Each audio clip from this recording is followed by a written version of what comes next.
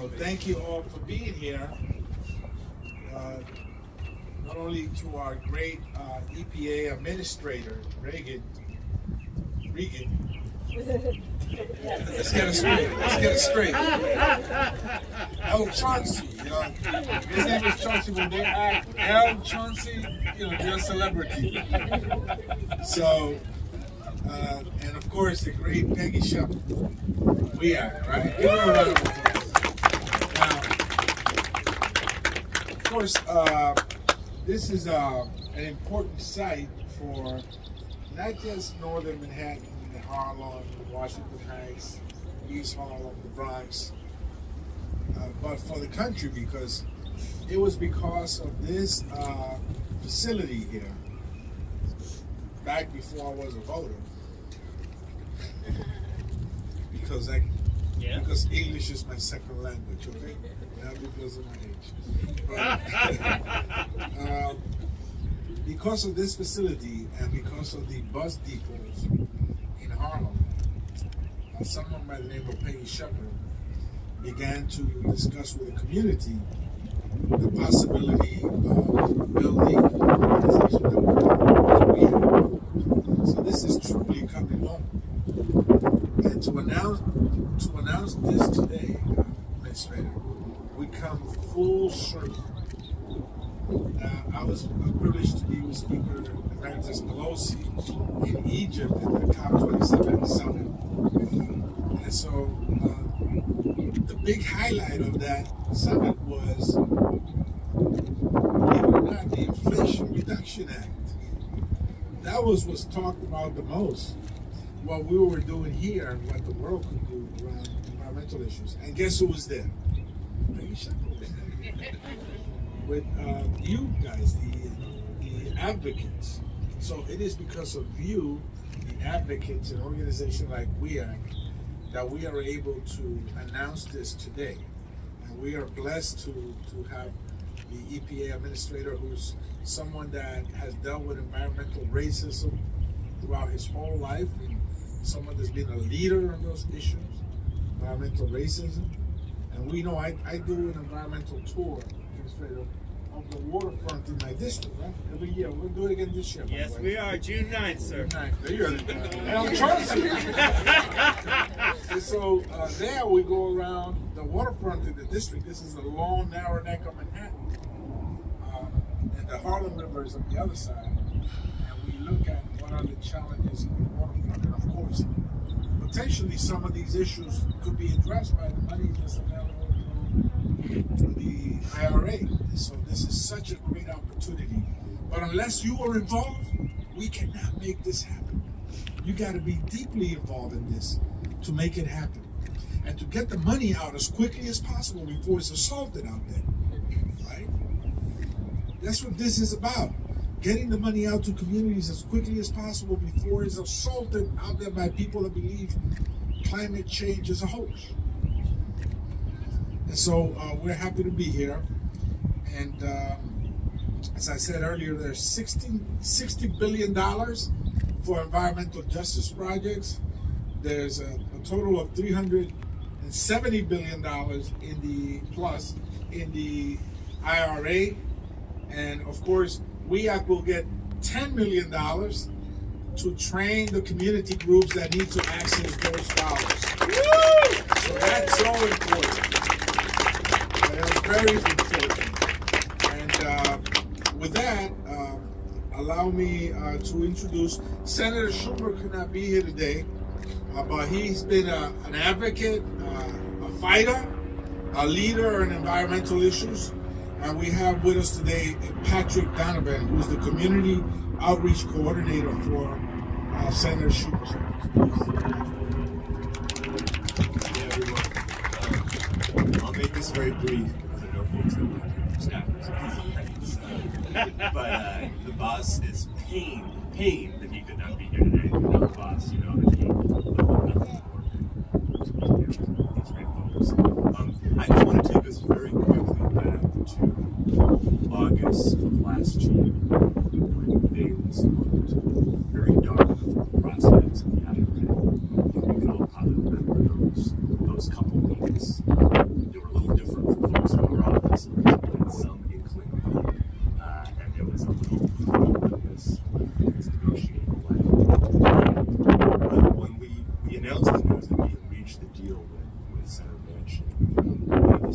first calls was to Peggy, because we knew that having the support of her with her great track record was key. And I think it's maybe a little bit hard to remember here, we're standing in a wonderful, beautiful day when this is all kind of worked out, how narrow the roads at that stage. And I think that from our perspective, from the center's perspective, one of the most crucial things in that couple weeks scramble where, this kind of miraculous thing that happened, we resuscitated the deal, and then we were trying to move this across the finish line, was Peggy at a time when it was very difficult. We acted at a time when it was very difficult. There was a lot of conversations in the movement, about what this compromise meant, right? At some levels extraordinary, some level it wasn't ideal. We really got out in front and was honest about the concerns, but got it behind the IRA. And it was something that really, I think, went a tremendous amount towards passage. So, the settlement, thank you guys for that. Information represented here and here in New York. I'm really excited to try to bring as much of this money back to New York as possible. If Chuck was here, he would say, my favorite thing is bringing back to New York State, and he intends to. So with that,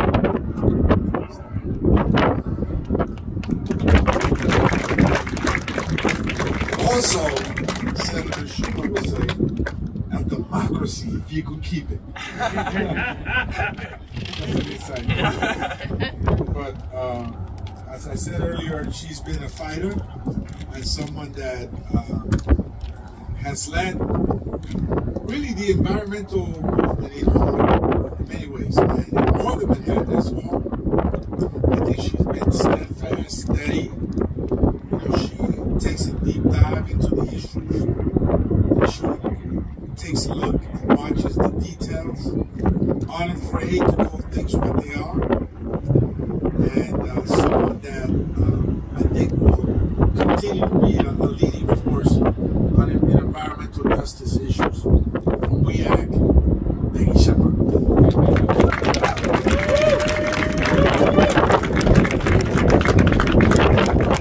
Congressman Espaillat, who's worked with us on environmental issues here in Harlem since he was our state senator, and continues to provide leadership in Congress on addressing climate and environmental challenges here and abroad. And I would like to welcome all of you to West Harlem, where We Act for Environmental Justice was founded 35 years ago. In fact, this park, where we have gathered today, is built on top of the North River Sewage Treatment Plant, which was We Act's first successful campaign. The sewage treatment plant, which treats raw sewage for the entire west side of Manhattan, was sited here after the Upper West Side developers lobbied to move it elsewhere. A prime symbol of environmental racism, this community and I fought hard to force the city to cover what were open sewage tanks and to install odor control equipment. There was a stench and toxic air emissions so bad you would not want to be standing here or living anywhere nearby. And as a result of our lawsuit, the city committed $55 million for a 5-year fix-up plan for a brand newly constructed plant to address those problems. So we won that campaign with the West Harlem community, and a grant from the $1.1 million West Harlem Environmental Benefits settlement of our lawsuit is what we used to start We Act. And we've been fighting and winning these battles for the past 35 years to ensure that communities of color, like those we represent in Harlem and beyond, are no longer burdened by disproportionate amounts of air pollution and other environmental hazards. So we are very honored today to greet EPA Administrator Michael Regan. He is the first Black man and second person of color to lead the agency. Administrator Regan grew up in North Carolina, where he developed an appreciation for the environment while in addition with his father and grandfather. He is the son of two public servants, his mother a nurse, and his father a veteran and former agricultural extension agent. We're happy he chose to follow in their footsteps, dedicating himself to a life of public service. Frontline and indigenous communities across this country are beginning to see support for more sustainable and healthy neighborhoods and lands, whether urban or rural. Many communities in Ohio, Cancer Alley, and Mississippi have had the added benefit of Regan's attention and support during the environmental crises they are experiencing and that have left us all in shock. So we thank the Biden administration, Senator Schumer, congressional allies, and strong advocacy from the environmental justice movement and national green groups, because now our frontline communities in indigenous lands will see the kind of investment we have needed for decades. So thanks to the EPA and Administrator Regan for listening to environmental justice advocates and developing programs to create thriving communities, better access to funding, and much needed technical assistance. Thank you, Administrator Regan, and welcome.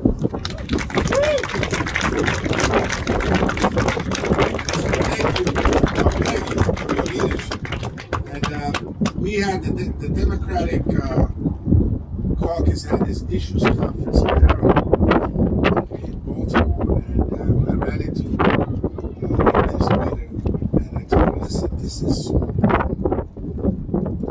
We got to get this out there so that groups know about it and do it effectively and get that money out as quickly as possible. And I represent the district, which is geographically the smallest district in the country. Walking in a day like today. But, in it, I tell my colleagues, I got the biggest parking lot in the country. It's called the Cross Bronx Expressway. And that expressway cut the Bronx in half to the South Bronx and the North Bronx with all the connotations that fellow wanted to impose, right? And then we have the plant here. And Peggy also mentioned that the bus depots in Harlem and some of the worst quality of the air in the country, and it reflects in respiratory diseases for our seniors and the epidemic kind of levels of asthma with our kids. My grandson was born in Washington Heights and lived in the Bronx. He has asthma. So kids like him, they need the pump. And that's a reality, and so we need to get this money out there to combat all that stuff. And the administrator was steadfast in calling his people, called back right away. They said, we want to do this in Harlem. We want REACT to be part of it, at the center of it, because they have led the way in making an argument for you, the advocates, in Washington. I ran into Peggy at the airport. She was running, to catch a flight, and we had advocating for you, the advocates. And now she's going to lead the way, making sure that you get access to the information that is so critical to apply for that money. But before that, I want to end by saying that we're grateful to President Biden for his leadership. Equity has been a signature of each and every one of his social equity has been a signature of each and every one of his initiatives. And this one, the IRA, and let's communicate it out there, because if I say the Inflation Reduction Act, most people across the country wouldn't know that it has in it the most important environmental initiative ever for our country. And we have a great leader leading that charge. And so we want to welcome to Harlem, to West Harlem, to the home of WEAC and all of you, Administrator Regan.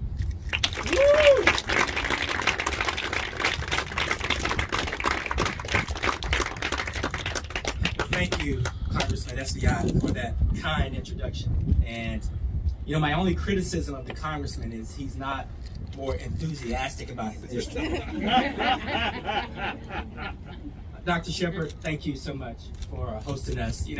And I met Peggy in 2008 when I joined one of the big green groups, and it was during a time where I didn't know that staff couldn't converse with board members, but I wasn't seeing what I needed to see in that organization when it came to environmental justice. So I ambushed her at a national meeting, and she graciously entertained my thoughts about environmental justice, and invested in me some thoughts that we helped push through EDF before George Floyd. So thank you so much for those early days. Thank you to Senator Schumer and the mayor's team for representing today. We really appreciate that. And I have to say, since the start of this administration, I've committed to working each and every day to embed environmental justice into all of the work that we do, into EPA's very DNA. As we all know, too many communities, especially our low-income communities of color, have suffered unjustly from high levels of environmental pollution while lacking the resources to access federal funding. So I'm honored to work for a President Joe Biden, and an administration that deeply believes in advancing environmental justice and equity, because all people deserve equal protection from environmental hazard and harm. I'm also very honored and humbled to work with a staff at EPA who is dedicated to this work and who's been dedicated to this work for decades. I feel really good to be in the backyard of our regional administrator, Lisa Garcia, but I'm also, as I look out into the audience, all of the staff that have dedicated themselves to environmental justice and equity and are leading our new national program, I want to say thank you to all of you as well.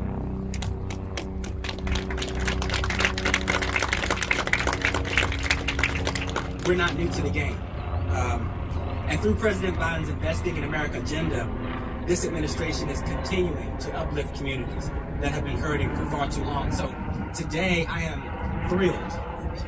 I'm thrilled to announce that EPA has selected 17 environmental justice thriving communities technical assistance centers, or EJ Tic Tacs, that will receive a total of $177 million to help underserved communities access historic investments to advance environmental justice.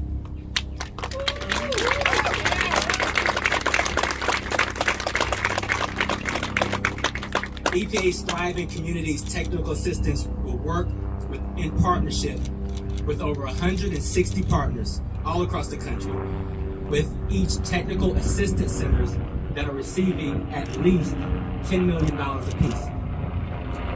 Folks, these centers are truly a game changer in terms of equity and justice across our nation. For the first time ever, we are creating a robust network to support, uplift, and provide critical technical assistance to underserved and overburdened communities. Today's announcement is a culmination of decades of work from EPA and the federal government. For years, communities and environmental justice leaders have advocated for a support system to help build community capacity from the ground up, not from the top down.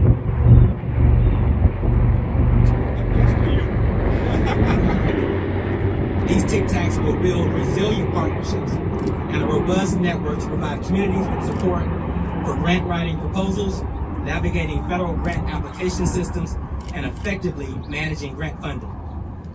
They will also provide guidance on community engagement, meeting facilitation, and translation and interpretation services for limited English-speaking participants, effectively removing barriers and improving accessibility for diverse communities that have environmental justice concerns. And that's exactly what environmental justice is all about: eliminating the obstacles that hold many of our communities back from accessing critical resources. The EJ Tic Tac program is part of the Federal Interagency Thriving Communities Network and delivers on this administration's Justice 40 initiative, ensuring that at least 40% of the benefits of certain federal programs flow to underserved and overburdened communities. And folks, just as some insight here, EPA has received over $130 billion between the American Rescue Plan, the Inflation Reduction Act, and the Bipartisan Infrastructure Law. So when you think about 40% of those resources reaching and staying in underserved communities, this is a historic time that we're living in. We're also partnering with the Department of Energy, the U.S. Department of Agriculture, the Department of Housing and Urban Development, and others to create a federal interagency Thriving Communities Network. And together, all of our agencies underscore this administration's commitment to advancing environmental justice with a whole of government approach. Each agency in the Thriving Communities Network is rowing in the same direction and ensuring that EJ remains central to all of our collective work. Here in Region 2, we are thrilled. We're thrilled and excited about our partnership with WEAC and leaders like Peggy Shepard. They're not only leaders for states like New York or for the nation, but we've seen Peggy perform on the international stage as well. Working with nonprofits and post-secondary partners, WEAC will help build a technical assistance network that spans the entire region while getting dollars into communities that have been seeking assistance for decades. And we're committed to building similar networks all across the country. EJ Tic Tacs put the power back into the hands of community members because no one understands the community's needs better than the folks that live in those communities. We'll continue to advance environmental justice with a sense of urgency because the people in this country are relying on us, and we'll continue to create opportunities for communities to have a stronger say in how the funding and resources are allocated to the places that they work, live, play, and pray.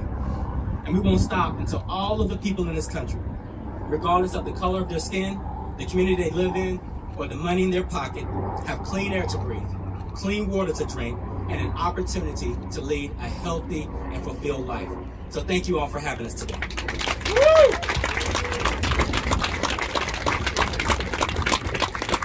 Thank you, Administrator. Thank you for your leadership, and thanks to the Biden administration. Any questions from the press?